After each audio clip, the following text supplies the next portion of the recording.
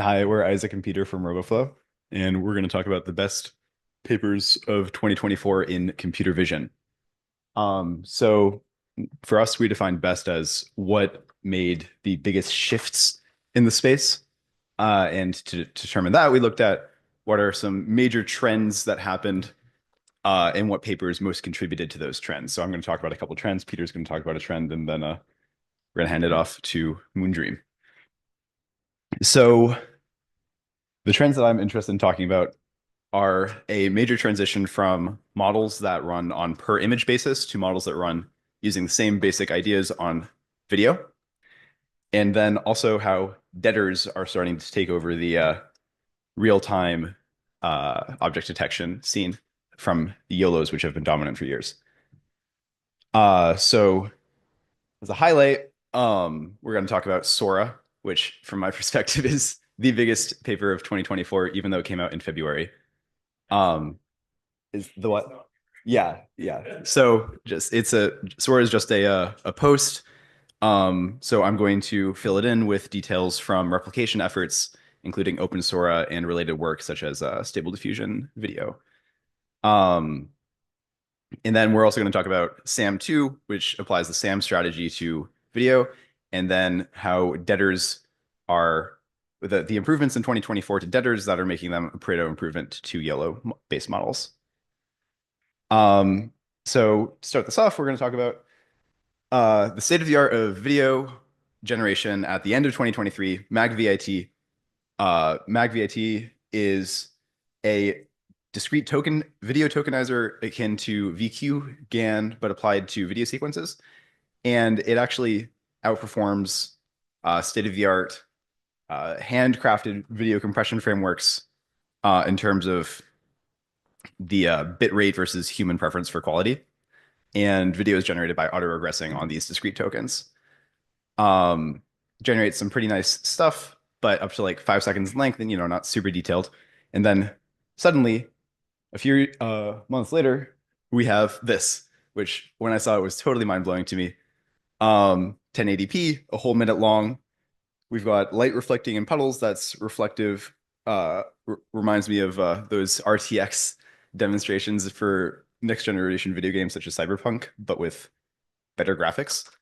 You can see some issues in the background if you look closely, but they're kind of as with a lot of these models, the issues tend to be things that people aren't going to pay attention to unless they're looking for.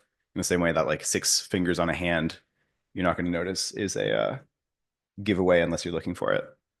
Um, so yeah, as we said, Sora does not have a paper, so we're going to be filling it in with context from the rest of the computer vision scene attempting to replicate these efforts. Um, so the first step, you have an LLM caption a huge amount of videos. This was a trick that they introduced in DALL-E 3, where they train a image captioning model to just generate very high quality captions for a huge corpus, and then train a diffusion model on that. Their Sora and the replication efforts also show a bunch of other steps that are necessary for good video generation, including filtering by aesthetic score and filtering by making sure the videos have enough motion so they're not just like kind of the generator is not learning to just generate static frames. Um, so then we encode our video into a series of space-time latents. Once again, we're very sparse in details. So the replication related works, open Sora actually uses a MagVIT v2 itself to do this, but swapping out the discretization step with a classic VAE autoencoder framework. Um, they show that there's a lot of benefit from getting the temporal compression, which makes a lot of sense as the each sequential frames in videos have mostly redundant information. Um, so by compressing in the temporal space, you allow the latent to hold a lot more semantic information while avoiding that duplicate. Um, so we've got our space-time latents, possibly but via there's some 3D VAE, presumably a MagVIT v2. Um, and then you throw it into a diffusion transformer. So um, I think it's personally interesting to note that OpenSora is using a MagVIT v2, which originally used an autoregressive transformer decoder to model the latent space, but is now using a diffusion transformer. So it's still a transformer happening. Just the question is like, is it parameterizing the stochastic differential equation? Is it parameterizing a conditional distribution via autoregression? Um, it's also it's also worth noting that most diffusion models today, the very high performance ones, are switching away from the classic like DDPM, denoising diffusion probability modeling framework to rectified flows. Um, Rectified flows have the very interesting property that as they converge, they actually get closer to being able to be sampled with a single step, which means that in practice, you can actually generate high quality samples much faster. Major problem of DDPM and related models for the past 4 years is just that they require many, many steps to generate high quality samples. So, and naturally, the third step is throwing lots of compute at the problem. So, uh, I never figured out how to manage to get this video to loop, but we see very little compute, medium compute, lots of compute. This is so interesting because the original diffusion transformer paper from Facebook actually showed that, in fact, the specific hyperparameters of the transformer didn't really matter that much. What mattered was that you were just increasing the amount of compute that the model had. So I love how in the, you know, once again, little blog post, they don't even talk about like the specific hyperparameters. They say, we're using a diffusion transformer and we're just throwing more compute at it, and this is what happens. Um, OpenSora shows similar results. The primary issue, I think, here is that no one else has 32x compute budget. So we end up with these, uh, we end up in the middle of the domain in most of the related work, which is still super, super cool. It's just a little disappointing considering the context. So I think this is a beautiful extension of the uh, framework that was introduced in 22 and 23 for these very high quality per image generation, and then extending that to videos. It's awesome. And it's GA as of Monday, except no one can seem to get access to it because they keep shutting down the login. The next paper I wanted to talk about is SAM. So we at Roboflow allow users to label data and train models on that data. SAM for us has saved our users 75 years of labeling time. We are to the best of my knowledge, the largest SAM API that exists. SAM also allows us to have our users train just pure bounding box regression models and use those to generate high quality masks, which has the great side effect of requiring less training data to have a meaningful convergence. So most people are data limited in the real world, so anything that requires less data to get to a useful thing is super useful. Most of our users actually run their per frame object detectors on every frame in a video, or maybe not most, but many, many. And so SAM falls into this category of SAM2 falls into this category of taking something that really, really works and applying it to video, which has the wonderful benefit of being plug and play with many of our users' use cases. We're still building out a sufficiently mature pipeline to take advantage of that, but it's in the works. So here we've got a great example. We can click on cells and then follow them. You even notice the cell goes away and comes back, and we can still keep track of it, which is very challenging for existing object trackers. High level overview of how SAM2 works. We uh, yeah, there's a simple pipeline here where we can provide some type of prompt, and it fills out the rest of the likely masks for that object throughout the rest of the video. So here we're giving a bounding box in the first frame, a set of positive and negative points, or even just a simple mask. Um, I'm going to assume people are somewhat familiar with SAM. So I'm going to just give a high level overview of how SAM works. You have an image encoder that runs on every frame. SAM2 can be used on a single image, in which case the only difference between SAM2 and SAM is that image encoder, which SAM used a standard VIT. Um, SAM2 replaced that with a Hera hierarchical encoder, which gets approximately the same results, but leads to a 6 times faster inference, which is excellent, especially considering how in a trend of 23 was replacing the VIT with more efficient backbones. Um, in the case where you're doing video segmentation, the difference is that you actually create a memory bank and you cross-attend the features from the image encoder based on the memory bank. So the uh, feature set that is created is essentially, well, I'll go more into it in a couple slides, but we take the features from the past couple frames plus a set of object pointers and the set of prompts and use that to generate our new masks. Then we then fuse the new masks for this frame with the um, image features and add that to the memory bank. It's, well, I'll say more in a minute. Just like SAM, the SAM2 actually uses a data engine to create its data set, in that they assembled a huge amount of reference data, used people to label some of it, and trained the model, used the model to label more of it, and asked people to refine the predictions of the model. And then ultimately, the data set is just created from the final output of the model on the reference data. It's very interesting. This paradigm is so interesting to me because it unifies a model and a data set in a way that is very unique. It seems unlikely that another model could come in and have such a tight relationship with the training set. Um, yeah.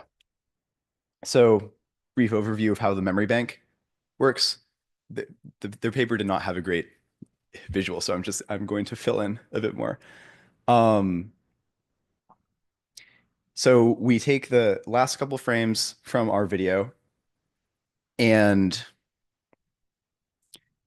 we take the last couple of frames from our video, attend that along with the set of prompts that we provided. They could come from the future, they could come from anywhere in the video, as well as reference object pointers saying, by the way, here's what we've found so far. Attending to the last few frames has the interesting benefit of allowing it to model complex object motion without actually you by limiting the amount of frames that you attend to, you manage to keep the model running in real time. This is such an interesting topic for me because one would assume that attending to all of the frames is super essential, or having some type of summarization of all the frames is super essential for high performance. But we see in their later ablation that that actually is not the case.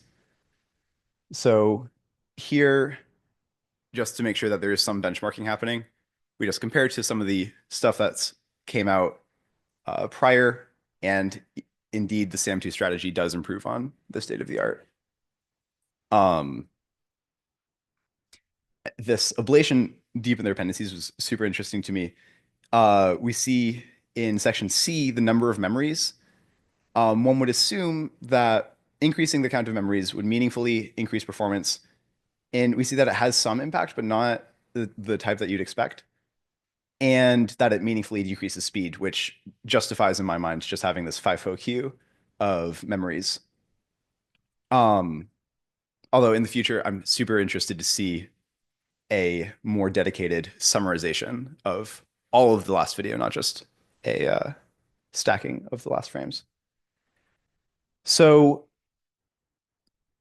that another extension of beautiful per frame work into the video domain. The next trend I'm interested in talking about is this interesting at Roboflow. We're super interested in training real-time object detectors. Those are bread and butter. And so we're doing a lot to keep track of what is actually happening in that space. we are finally starting to see something change. So for years, YOLOs have been the dominant way of doing real-time object detection, and we can see here that they've essentially stagnated. The performance between 10 and 11 is not meaningfully different, at least, in this type of high-level chart. And even from the last couple series, there's not a major change. So YOLOs have hit a plateau. Deaders have not. So we can look here and see the YOLO series has this plateau, and then these RT Deader, LW Deader, and Define have meaningfully changed that plateau so that, in fact, the best Define models are plus 4.6 AP on Cocoa at the same latency. So three major steps to accomplish this. The first, RT Deader, which is technically a 2023 paper preprint, but published officially in 24, so I'm going to include that. I hope that's okay. Deaders showed that RT Deader showed that we could actually match or outspeed YOLOs. Then LW Deader showed that pre-training is hugely effective on Deaders and much less so on YOLOs. And then Define added the types of bells and whistles that we expect from these types, this arena. So the major improvements that RT Deader shows was taking the multi-scale features that Deaders typically pass into their encoder and decoupling them into a much more efficient transformer encoder. The transformer is, of course, quadratic complexity, so decreasing the amount of stuff that you pass in at once is super helpful for increasing your runtime or increasing your throughput. So that change basically brought us up to YOLO speed, and then they do a hardcore analysis on benchmarking YOLOs, including the NMS step. Once you include the NMS in the latency calculation, you see that in fact these Deaders are outperforming, at least at this time, the YOLOs that existed. And then LW Deader goes in and suggests that in fact this frame, the huge boost here is from pre-training. So this is the Define line, and this is the Define line without pre-training. It's within range. It's still an improvement over the YOLOs, but the really huge boost comes from the benefit of pre-training. When YOLO X came out in 2021, they showed that they got much better results by having a much longer training time, but they found that when they did that, they actually did not benefit from pre-training. So you see in this graph from LW Deader, in fact, YOLOs do have a real benefit from pre-training, but it goes away as we increase the training time.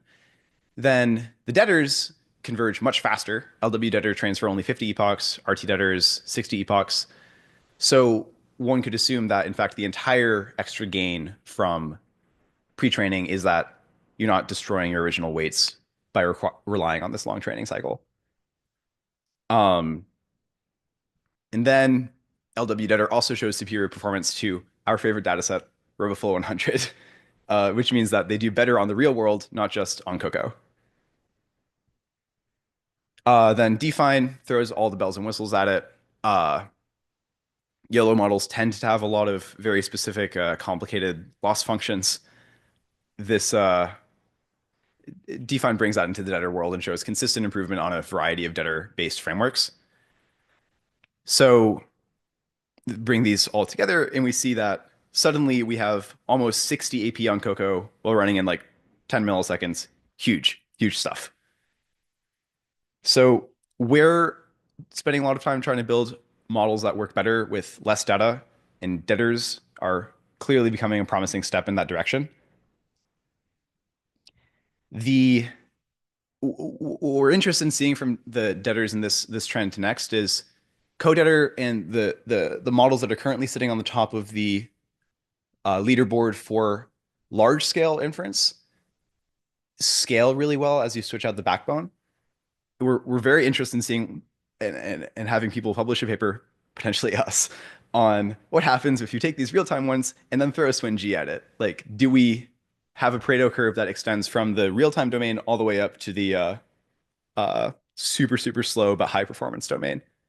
We also want to see people benchmarking an RF 100 more because that type of data is what's relevant for most users.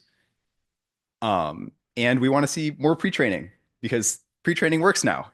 It's super cool. Yeah. Sure. All right. So, yeah, so in that theme, one of the big things that we're focusing on is how do we get more out of our pre-trained models?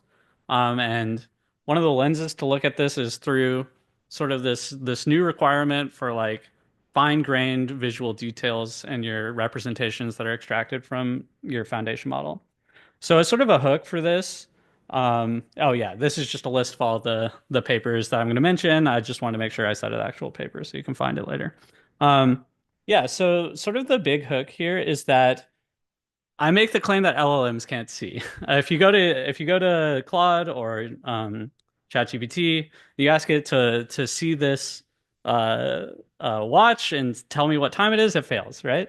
And so you could say like maybe the like this is like a very classic test of an LLM, but you could say, okay, maybe this image is like too zoomed out and it just like it'll do better if we increase the resolution and it has easier time finding these fine-grained features like where the watch hands are pointing. No dice.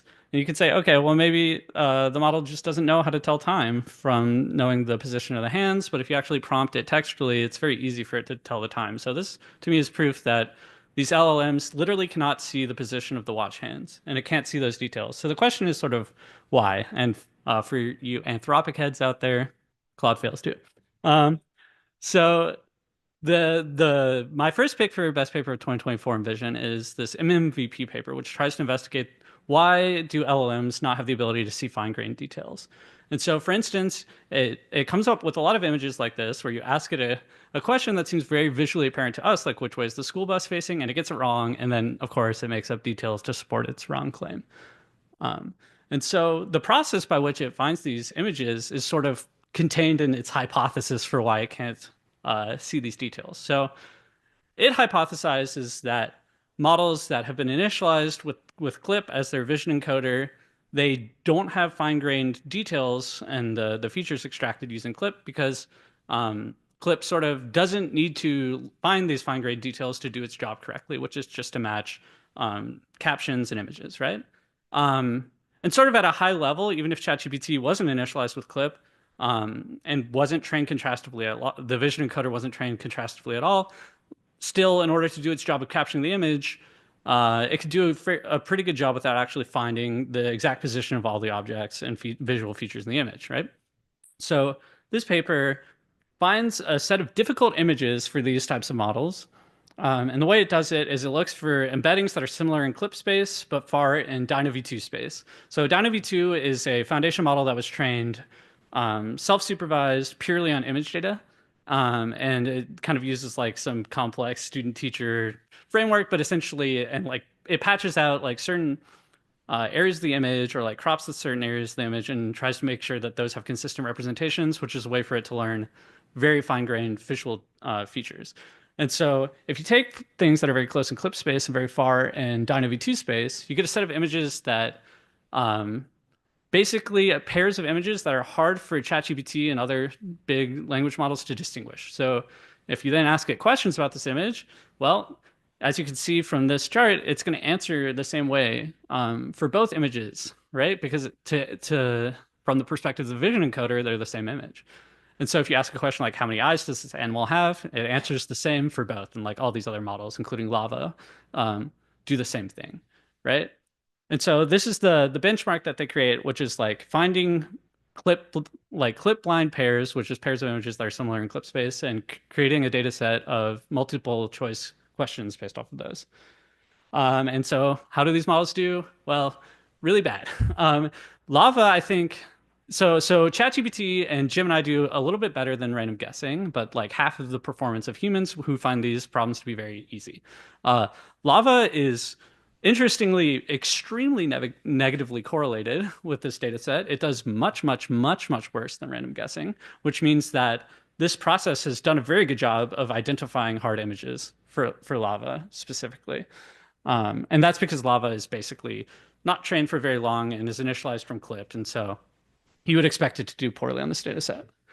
So One of the proposed solutions that this paper attempts is by basically saying, okay, well, if clip features aren't enough, what if we train the visual encoder of the language model also on dyno features? And so it proposes two different ways of doing this.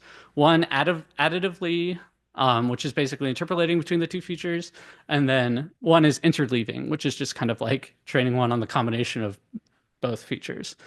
So there's this really interesting trend when you do the additive mixture of features. So 0 is all clip features and 1 is all Dyna V2 features. So so I think it's helpful to look at the rightmost chart first, which is as you increase the number of Dyna V2 features, your model does worse and worse and worse on the actual language modeling task. And that's because Dyna V2 features were trained completely from a self-supervised manner and completely in image space. It knows nothing about text. These features aren't really compatible with these text models. And so you can train an adapter all you want, but it seems that it's in such an alien language that it's like a very hard optimization for these models to solve. And so that kind of supports what's happening on the left, which is that, yeah, it gets better at answering these questions as you include more Dyna V2 features up to a point. But then when you oversaturate, it completely loses its ability to like answer language and do language tasks. Um, so you can also see with the interleaving, like they essentially double the number of tokens that are going into these models, and just train on both. And it still doesn't really solve the MMVP task. It gets Lava 1.5 above random guessing by a little bit, but it's still not close to ChatGPT or any like human performance, obviously. So clearly, this proposed solution of just using DynaV2 features directly isn't going to work. And basically, what that means is that as a vision foundation model, DynaV2 is going to be insufficient for language tasks, right? So my next pick for best paper of 2024 would be Florence 2, which tries to solve this problem by incorporating not only this dimension of spatial hierarchy, which is to say pixel level understanding, but also in making sure to include what they call semantic granularity, which ends up, the goal is basically to have features that are sufficient for finding objects in the image. So they have enough pixel information, but also can be talked about and can be reasoned about. Um, and that's on the semantic granularity axis. So here's an example of basically three different paradigms of labeling that they do. So they create a big data set. One is text, which is just captioning, and you would expect a model that's trained only on captioning to have similar performance like ChatGPT and like not have spatial hierarchy, not have features that are meaningful at the pixel level. And so they add another type, which is region text pairs, which is essentially either classifying a region or um, you doing object detection or doing instance segmentation on that region or captioning that region. And then they have text phrase region annotations, which is essentially a triple. And basically, not only do you have a region that you've described, you also find its place in a descriptive paragraph about the image, which is basically trying to introduce even more like semantic understanding of these regions. And so, like for instance, if you're saying a woman riding on the road, right, you have to know what a woman is and what the road is, and that she's on top of it. And that's basically composing a bunch of objects in this visual space, but also thinking about it semantically, right? And so the way that they do this is they take basically they just dump uh, features from a vision encoder straight into a encoder decoder transformer. Um, and then they train a bunch of different tasks like object detection and so on as a language task. And I think that's one of the big things that we saw in 2024 is these vision language models operating on pixel space linguistically. So they introduce a bunch of new tokens to point to locations um, in pixel space. So how does it work? How does it actually do? We can see if you look at the graph on the right, which is using the Dino framework, um, your pre-trained Florence 2 models transfer very, very well. They get 60% map on Coco, which is like approaching state of the art, and they train with recording in progress. You're good. And they train with a much more much more efficiently. So they converge a lot faster, which both of these things are pointing to the fact that they're actually leveraging their pre-trained weights effectively. So where is it falling short? So these models, I forgot to mention, Florence is a zero point 0.2 billion and a zero point 0.7 billion parameter count. So they're very, very small in terms of being a language model. Um, and I think that this framework, you can see saturation. So what this graph is showing is that if you train a Florence 2 model purely on the image level and region level annotations and not including the pixel level annotations like segmentation, it actually performs better as an object detector. And what that means is that it's not able to actually learn all the visual tasks that it's trying to learn because it doesn't have enough capacity. So I'd like to see this paper explore larger model sizes, which brings us to our next big paper of 2024, or two papers. So Polygemma came out earlier this year. Polygemma 2 was released, I think, like a week or two ago.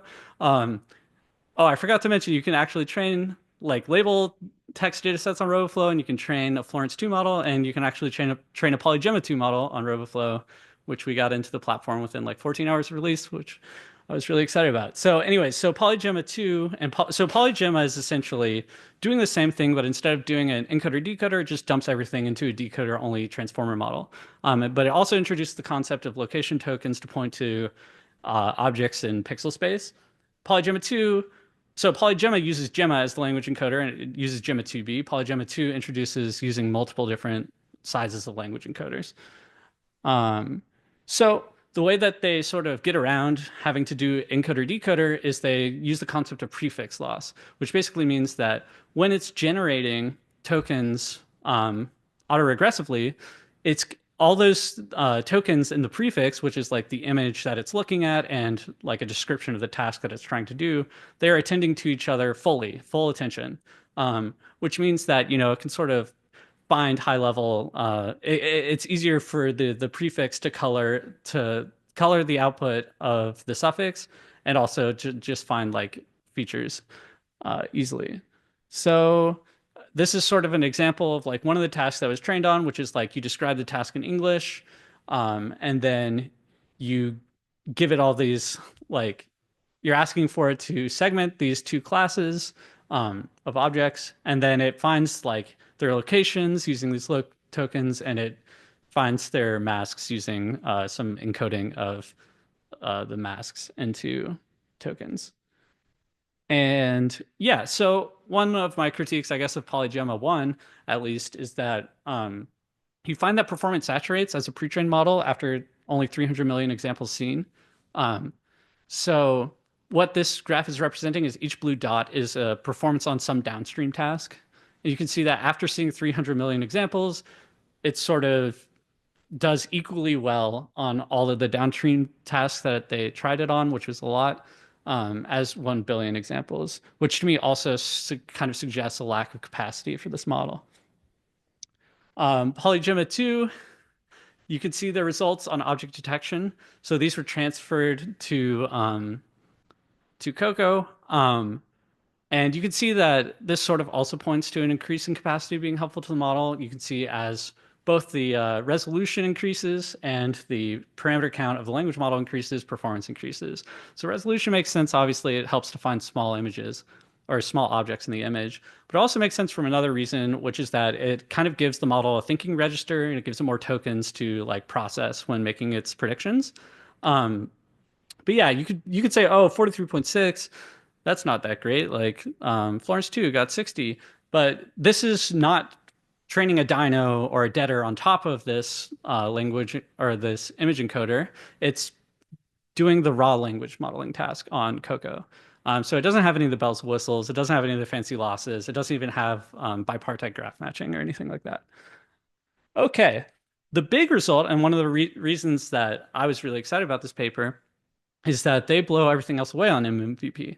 I mean, 47.3, sure, that's nowhere near human accuracy, which again is 94%. But for a 2 billion language, 2 billion parameter language model to be ChatGPT, that's quite the achievement. And that sort of brings us to our final pick for paper of the year, which is AIMV2. So AIMV2 sort of says, okay, maybe this language model, like maybe coming up with all these specific annotations to find features and with high fidelity and pixel space isn't actually necessary. And we can come up with an even simpler, more beautiful idea for combining, image tokens and pixel tokens in a way that's interfaceable for language tasks. And this is nice because it can scale. You can come up with lots more data if you don't have to come up with all these annotations, right? So the way that it works is it does something very, very similar to PolyGemma, where you have a vision encoder that dumps image tokens into a decoder-only transformer. Um, but the interesting thing is that it also autoregressively tries to learn the mean squared error of the image tokens. So instead of having to come up with fancy object detection or semantic or segmentation labels, you can just try to reconstruct the image and have it learn fine-grained features that way. Um, and it does this in kind of, I think, a beautiful way that's kind of compatible with the polygemma line of thinking, which is randomly sampling a prefix length and using only this number of image tokens as the prefix. And so doing a similar thing with the causal. So the causal with prefix is the attention mask on the right. So it's doing full block attention with some randomly sampled number of image tokens to then reconstruct the rest of the image and the downstream caption for that image. And so uh, this is the data set that they train on. It's image or internet scale data, very high quality data created by the data filtering networks paper, essentially, which is maybe the best clip data that exists. Um, and we can see that this is finally a model that doesn't saturate. It's even at the highest parameter count, it appears to be, well, at the highest parameter count, it appears to be improving in performance with more and more samples seen. And so you can sort of think that, if we just keep bumping the parameter count and increasing the examples seen, which is the line of thinking for language models, then it'll keep getting better. So how does it actually do at finding? Oh, it also improves with resolution, which you would expect for a model that this is the ImageNet classification accuracy, but yeah, it does better if you increase the resolution, which means that's actually leveraging and finding fine-grained visual features. And so how does it actually do compared to Clip on Coco? Well, you can see that if you slap a transformer detection head on it and train it on Coco, it gets to 60.2, which is also within spitting distance of Soda, which means that it does a very good job of finding visual features. But you could say, okay, well, wait a second. Clip got to 59.1, so like how does this prove your claim at all? Because doesn't that mean like Clip, which is known to be clip blind and do badly on MMVP, it's able to achieve a very high performance on this fine-grained visual features task of object detection? Well, they train on like tons of data. They train on like Objects 365, Coco, Flickr, and everything else. And so I think that this benchmark doesn't do a great job of selling how good of a pre-trained model MV2 is. And we would like to see performance on fewer data as examples and not trained to convergence on object detection. So seeing it in the real world on like a data set like Roboflow 100, I think would be quite interesting. And I guess our final pick for paper of 2024 would be Moondream. So introducing Vic to talk about that.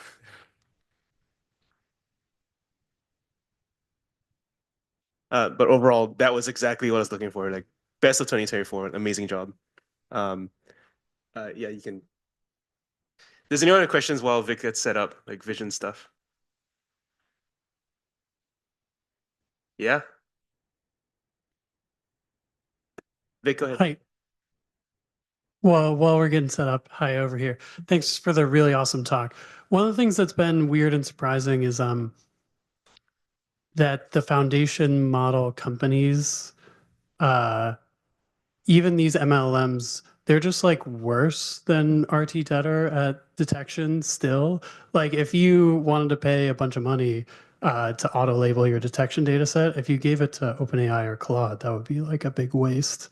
So I'm curious, just like even PolyGemma 2, like is worse. So I'm curious to hear your thoughts on like how come nobody's cracked the code on like a generalist that really uh, beats a specialist model in computer vision like they have in LLM land.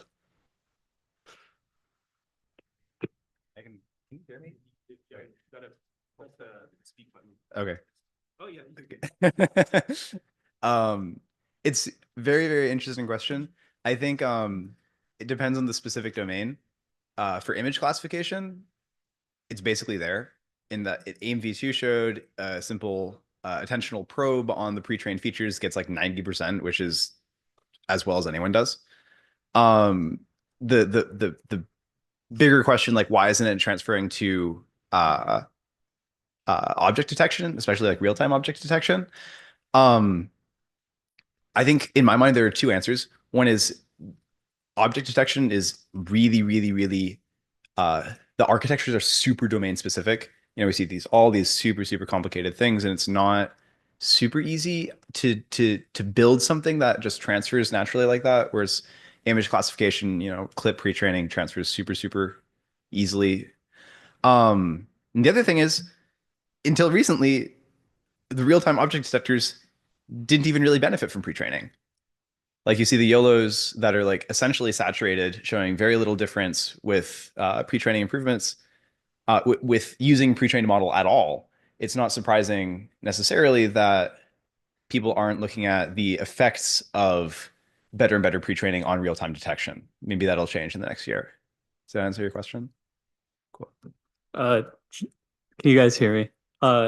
Yeah, one thing I want to add is just like, or just to summarize basically is that like until 2024, you know, we haven't really seen a combination of transformer-based object detectors and fancy losses, and Polygemma suffers from the same problem, which is basically to say that these ResNet or like the convolutional models, they have all these like extreme optimizations for doing object detection, but essentially I think it's kind of been shown now that convolution models like just don't benefit from pre-training and just don't like have the level of intelligence of transformer models. Awesome. Moondream. Hi, can you hear me? Cool. Hear you, see you. Are you sharing your screen? I might have forgotten to do that. Let me do that. Sorry, should have done that. All good. Mm, Here's me. Share screen. Uh-oh. Classic. You might have to quit Zoom and restart. What? It's fine. Yeah, it's like we have a capture of your screen. I'll just make sure this is visible. So let's skip the share screen. Okay. Easy enough. How to make it like wait for you. Do it with Zoom. No. Yeah, yeah. There we go. Yeah, perfect. All right. Hi, everyone. My name is Vic. I've been working on Moondream for almost a year now, like Sean mentioned. I just went and looked, and it turns out the first version I released December 29, 2023. It's been a fascinating journey. So Moondream started off as a tiny vision language model. Since then, we've expanded scope a little bit to also try and build some tooling, client libraries, etc., to help people really deploy it. Unlike traditional large models that are focused at assistant type use cases, we're laser focused on building capabilities that developers can. Sorry, it's yeah, we're laser focused on building capabilities that developers can use to build vision applications that can run anywhere. So in a lot of cases for vision, more so than for text, you really care about being able to run on the edge, run in real time, etc. So it's very important. We have different output modalities that we support. There's query where you can ask general English questions about an image and get back human-like answers. There's captioning, which a lot of our users use for generating synthetic data sets to then train diffusion models and whatnot. We've done a lot of work to minimize hallucinations there, so that's used a lot. We have open vocabulary object detection built in, similar to a couple of more recent models like Polygemma, etc., where rather than having to train a dedicated model, you can just say, show me soccer balls in this image, or show me if there are any deer in this image, it'll detect it. More recently, earlier this month, we released a pointing capability where if all you're interested in is the center of an object, you can just ask it to point out where that is. This is very useful when you're doing UI automation type stuff. Let's see.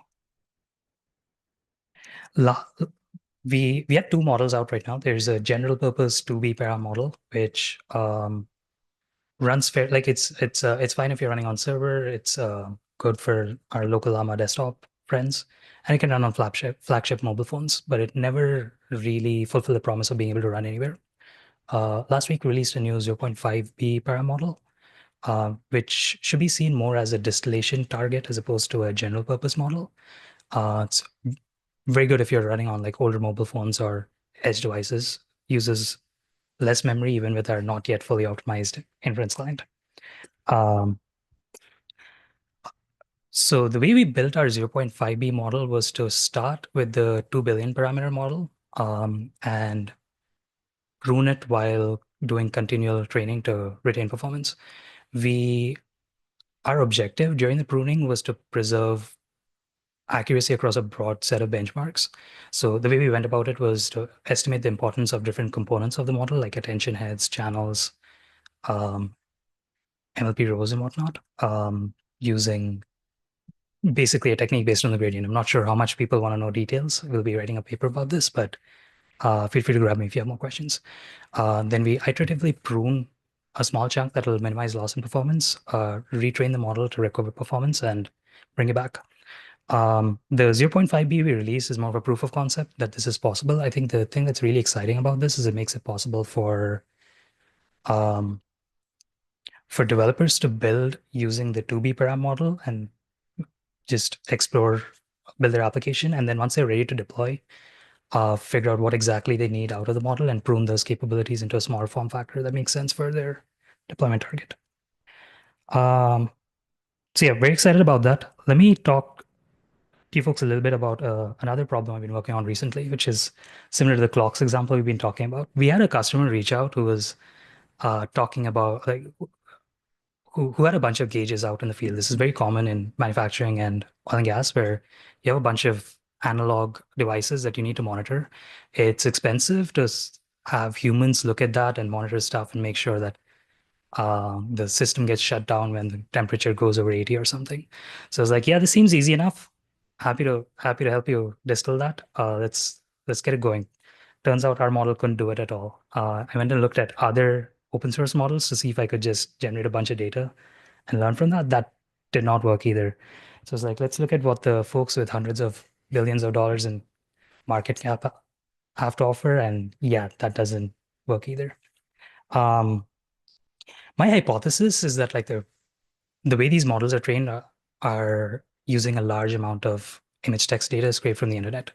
And that can be biased. In the case of gauges, most gauge images aren't gauges in the wild. They're product detail images like these, where it's always set to 0. It's paired with an alt text that says something like GIVTO, pressure sensor, PSI 0 to 30 or something. And so the models are fairly good at picking up those details. It'll tell you that it's a pressure gauge. It'll tell you what the brand is, but it doesn't really learn to pay attention to the needle over there. And so yeah, that's a gap we need to address. So naturally, my mind goes to like, let's use synthetic data to solve this problem. That works, but it's problematic because it turned out we needed millions of synthetic gauge images to get to reasonable performance. And thinking about it, reading a gauge is like not a one, like it's not a zero shot process in our minds, right? Like if you had to tell me the reading in Celsius for this real world gauge, there's 2 dials on there. So first you have to figure out which one you have to be paying attention to, like the inner one or the outer one. You look at the tip of the needle, you look at what labels it's between, and you count how many and do some math to figure out what that probably is. So what happens if we just add that as chain of thought to give the model better understanding of the different to allow the model to better learn the subtasks it needs to perform to accomplish this goal. So you can see in this example, this was actually generated by the latest version of our model. It's like, okay, Celsius is the inner scale. It's between 50 and 60. There's 10 ticks. It's at the second tick. It's a little debatable here. Like there's a weird shadow situation going on. The dial is off. So I don't know what the ground truth is, but it works okay. There's points on there that the points over there are actually grounded. I don't know if this is easy to see, but when I click on those, there's a little red dot that moves around on the image. So the model actually has to predict where those points are. I was originally trying to do this with bounding boxes, but then Malmo came out with pointing capabilities, and it's like pointing is a much better paradigm to represent this. We see pretty good results. This one's actually for clock reading. I couldn't find our chart for gauge reading at the last minute. So the light blue chart is with our grounded chain of thought. This measures, we built a clock reading benchmark about 500 images. This measures accuracy on that.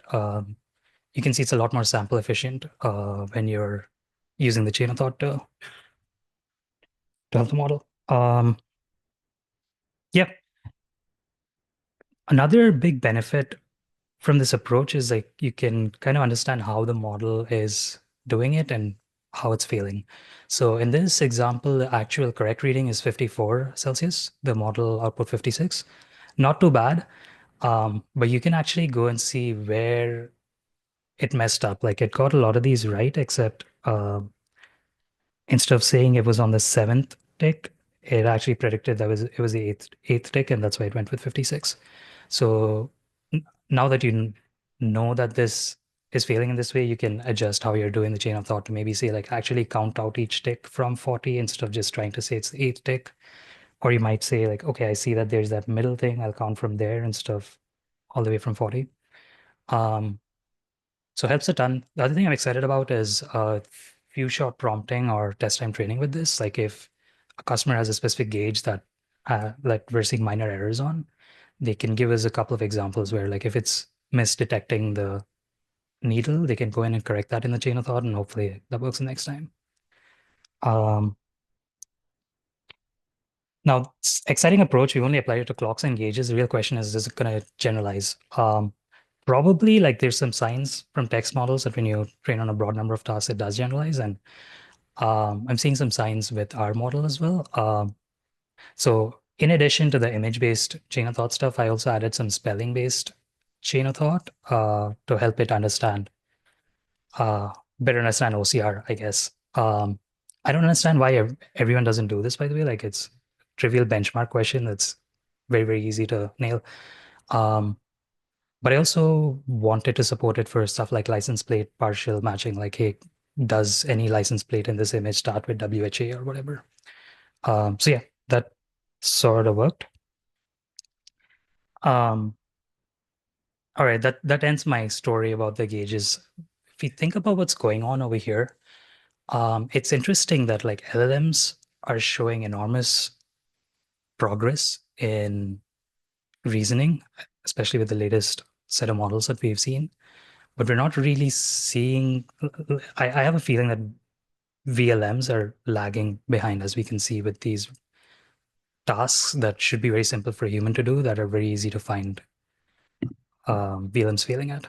My hypothesis on why this is the case is because on the internet, there's a ton of data that talks about how to reason. There's books about how to solve problems. There's books critiquing the books about how to solve problems. But humans are just so good at perception that we never really talk about it.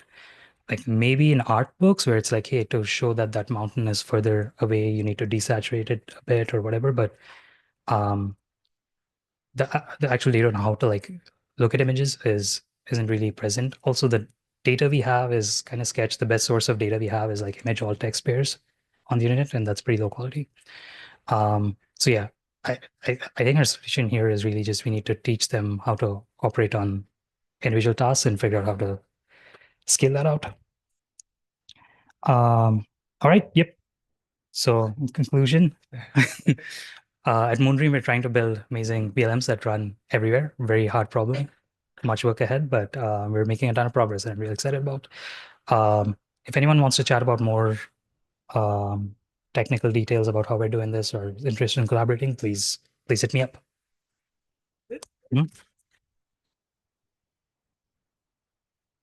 Yeah, like always when people say multimodality, I always think about vision as the first among equals in all the modalities. So I really appreciate having the experts